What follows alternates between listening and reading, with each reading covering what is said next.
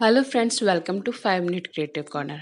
आज हम बनाएंगे इस प्लास्टिक बोतल और इस बाउल से एक ब्यूटीफुल जूट बास्केट। ये मैंने प्लास्टिक बॉटल के ऊपर का एक पोर्शन काट लिया है और ये मेरे पास वेस्ट प्लास्टिक कटोरी रखी हुई थी जो बेकार थी। अब मैं इस तरीके से इस पर जूट को अप्लाई करूँगी।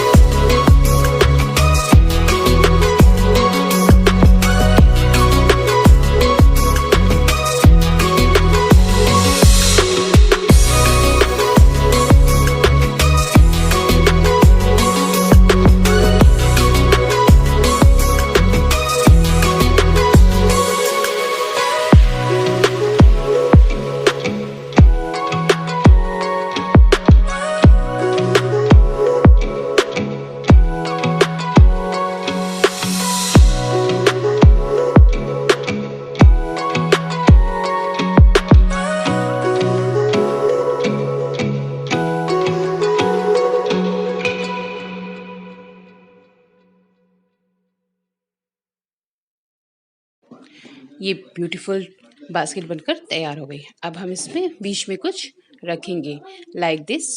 इस तरह से मैंने इसमें फ्लावर्स रख दिए हैं।